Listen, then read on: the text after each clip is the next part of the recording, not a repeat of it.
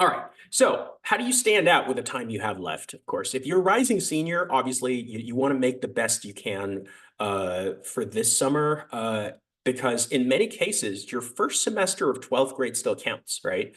Even for, especially for regular decision schools, obviously for earlies, for early action, early decision, or the, like say systems like the UC system where they don't take a look at your 12th grade grades, then of course that's one thing. But like you're probably also going to be applying to several other schools in which case, yes, your 12th grade grades, at least for the first semester, still very much matter. I mean, they still do matter in the second semester, but by then you would have already gotten your results. Although I will say that if your grades dip substantially, right, that could also adversely impact you because there have been cases where colleges have rescinded their offer of admission for students whose grades plummet dramatically, right? So you don't want to risk that as well. Okay. So one of the key things that you can do this summer to make sure that you're finishing strong, or if let's say, for example, you had a bit of a rocky 11th grade, is by trying to show them that, hey, you're making at least upward progress, right? And so one of the best ways to do this is that any classes that you know that are going to be pretty challenging for next year, you could spend part of the summer going ahead and crafting a self-study plan or maybe taking a preview course to prepare for that upcoming material as best you can, right? So that's definitely something that you could do during the summer. You could also plan to take one or two college level classes. So this won't necessarily prepare you for the upcoming school year, but colleges still very much consider a college level class, be it at a local community college or at a pre-college or some online university level course, the same weight as they would like an AP level semester, right? As far as the impact on your GPA. So one of the few things that you can still very much do to hopefully increase your profile a little bit more, or just at least give them a sense that you've made a little bit of a turn of a corner there and have gotten a little bit stronger academically, is to really try to see if you can get one or two A's in a couple of college level courses before you apply to college. I think that's going to be very important, especially if you haven't had necessarily a track record of perfect grades throughout high school. Okay. All right. One of the key things if you're planning to self-study is you can also go ahead and order the textbooks for your upcoming classes for next year. And of course, this is definitely a must if you're going to be a rising senior, but even for rising juniors and sophomores, right? So many rising juniors will be taking some difficult courses like AP Calculus or AP Biology, or especially AP US History. That's a ton of reading. So one of the things I normally recommend to my students in the past is to go ahead and order the textbook, talk to a student who had taken it last year, and try to figure out like what kind of things that you can do. Get ahead of the reading, watch videos that can, that have like lectures on these topics. I know, yes, it's not the most enjoyable thing to do in the summer when you should be taking a break, but everything in balance and moderation, of course, right? Yes, you still need to kind of like unwind and relax a little bit during the summer, but you're not going to spend your entire summer just goofing off, right? You do really need to find ways to be productive in the summer as well. Right. So one last thing is if you can, like some districts also have summer school. So for younger students, if you want to be able to get ahead, taking satisfying certain requirements that you need to graduate, or in some cases, I know of some high schools that do require prerequisite sort of prep summer classes to be able to take like a more advanced class, like an AP Bio or an AP Chem, and they won't let you into the class unless you basically take like, a summer preparation course or something. So those are all good things to be able to take in order for you to stand out and be more competitive academically. Okay, so as you heard me mention earlier, many colleges are now placing a lot more premium or emphasis on this notion of character, right?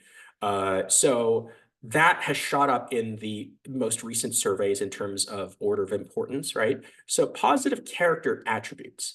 In and of itself, that's kind of a vague phrase. What does that mean exactly for you to have positive character attributes, right?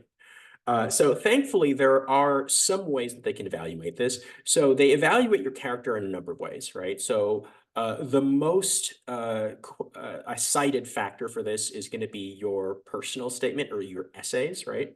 Also, the recommendation letters written by counselors and teachers are going to be a good way to evaluate, your character. But also based on the nature of your extracurricular and work experiences, like do you do a lot of volunteering? Do you do things that impact your school in a positive way? Or show a lot more passion for your academics, right? Those are all important. If available, the interview to some degree will also be a factor. And then there's also an other factor there, and that's entirely dependent on the school, what they want to, factor there as well. Okay, so what does that mean for character to be an important factor here? Well, there are a lot of phrases or terms here that they have, like resilience, curiosity, service, perseverance, respect, kindness, and integrity.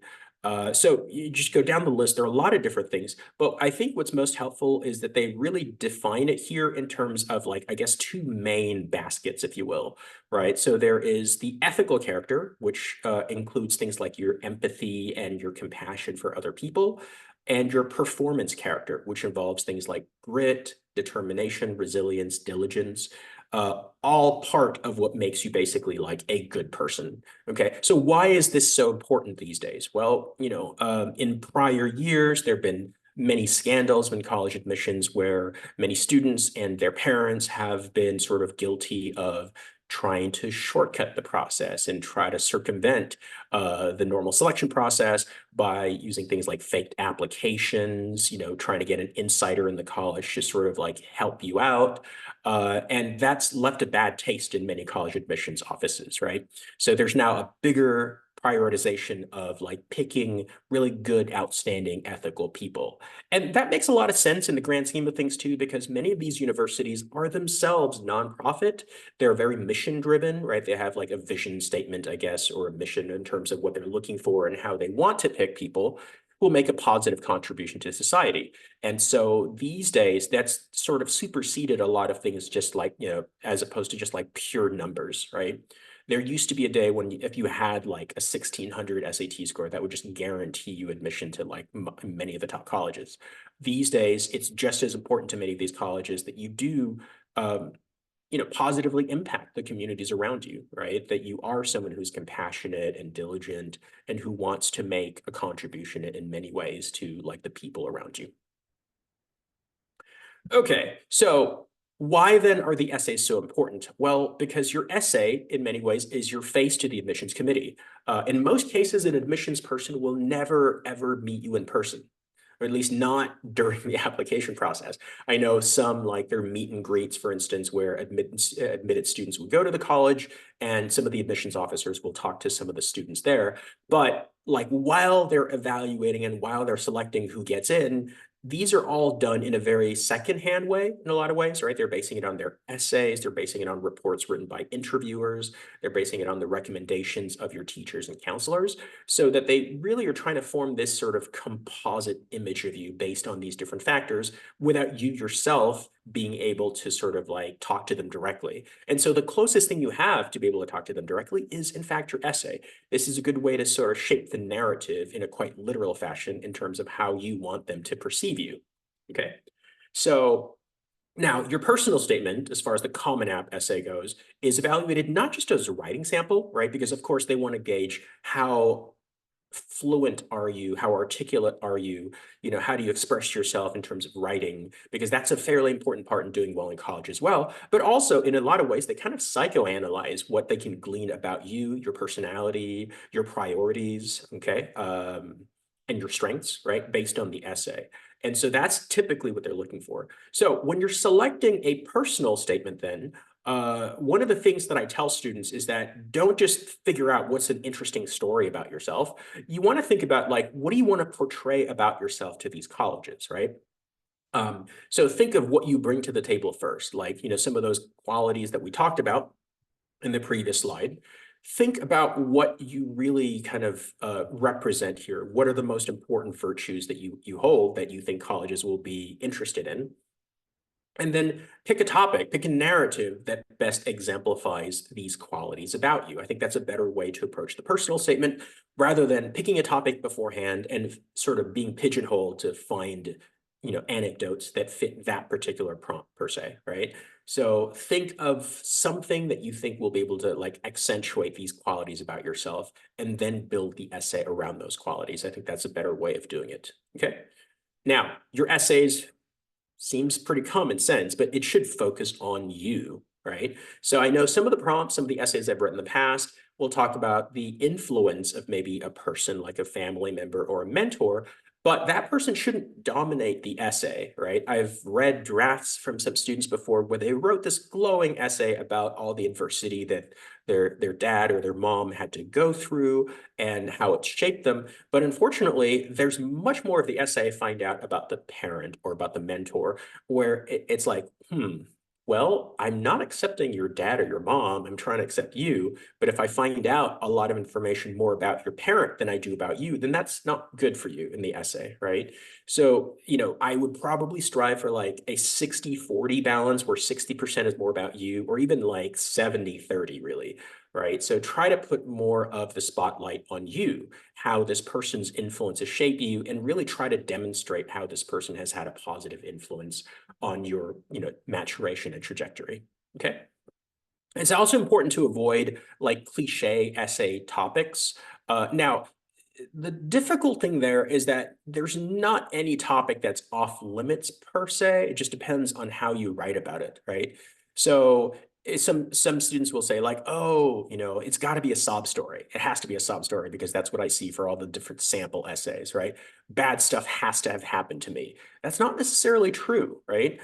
In fact, in some ways, that's one of the common sort of like trope essays that I tend to have students avoid. Because if you're writing about a tragedy essay and it's more of a sob story and focused on just the tragedy, as opposed to sort of how you've learned from the experience and how you matured from the experience, then I'm sorry to say, but just because you write about something bad or something tragic that happened to you, an admissions office isn't going to admit you just because they feel bad for you, right? They need to know that there's some sort of like, positive outcomes here in terms of what they can, deduce about you based on the experiences that you're basically writing about. Okay, so some other sample essays here that are very common trope essays that you need to avoid here.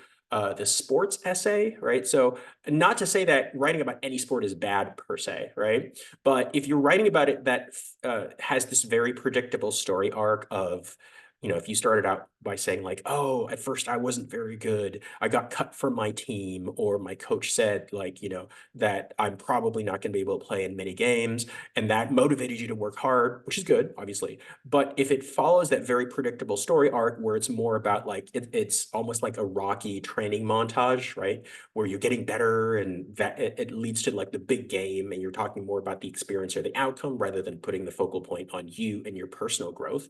That's not necessarily going to be the most, I guess, enlightening essay. Okay. Also, some people believe that just because they went on a volunteer trip to some exotic destination, that automatically means that colleges will be impressed by them, right? So colleges are much more impressed by a long history or track record of making an impact and giving back to your community. So a singular moment, like a volunteer trip or a mission trip, while good in and of itself, needs to be backed up by more consistent dedication towards that particular cause, right? So writing about an essay just because you're mentioning like, like the drama and the sweltering heat of being in Mexico during the summer as you volunteered, they're not going to be in it just to be, like wowed by some exotic locales, right? So you need to put the focal point on you and why that experience was very important. Okay. Now, ultimately, your character in this essay should ring true to what others say about you.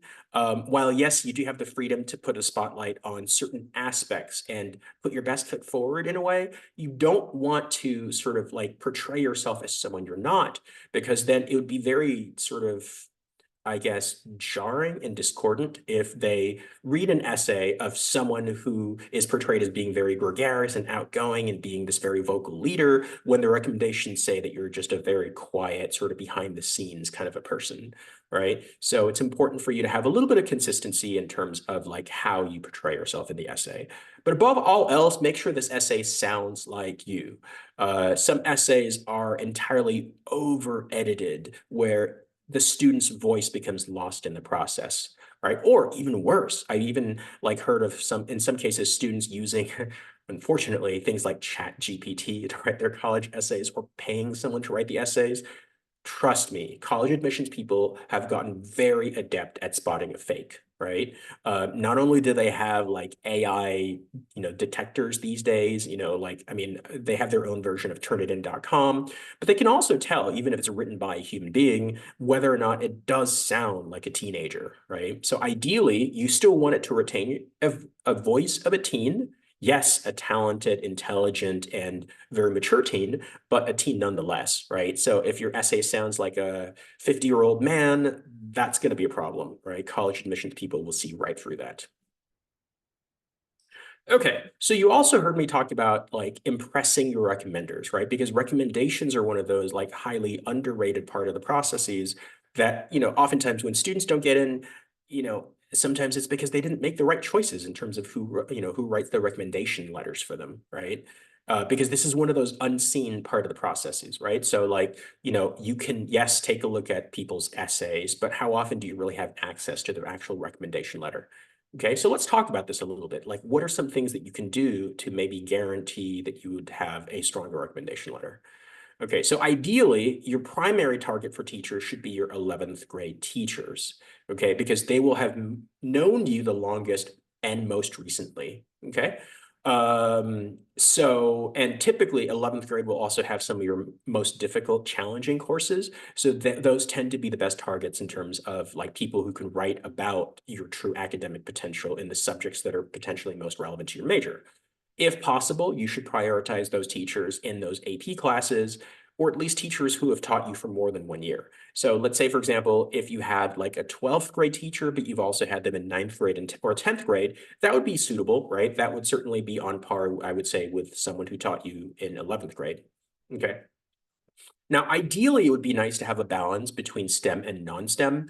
I know a couple of schools like MIT and Caltech, sort of ironic because they're both engineering schools, but they are two of the schools that I know of that basically mandate that you have to have one STEM and one non-STEM recommender, right? And of course, it makes sense in a way because for those schools, they do want to make sure that you have a little bit of balance as well, that you're not just the math genius who can't write an essay to save their lives. Do you know what I mean? Because even at an MIT or Caltech, you still need to be able to take certain classes to fulfill your general ed requirements and be able to graduate, right? So it doesn't make sense for you to just be entirely one-dimensional and not be able to showcase your other attributes and strengths in other academic fields as well, okay? So it's also, I think, very timely now that it's very early May to go ahead and ask them around this time if you're a rising senior, right? So if you haven't already done so, you might want to like really seriously think about, preparing like a student profile / resume, or maybe talking to these teachers about what kinds of materials they will need in order to be able to write you a strong recommendation letter. So that's another bit of advice too. Don't just ask a teacher if they can write you a recommendation letter. It might be good strategically to ask them if they'd be willing to write you a strong recommendation letter. So if you can do that and they say yes, then you're in good shape. Okay. Another thing too is that if you've already asked these teachers to write you recommendation letters to things like summer programs, especially highly competitive summer programs, and they said yes, and even better, if you got into those said summer programs, then that might be a good sort of I guess, preview of how they might write those recommendation letters for you as well. So yes, if you've had those teachers write you good recommendation letters, that's probably going to help you as well to be able to get better recommendation letters from them for the actual college admissions process. Okay.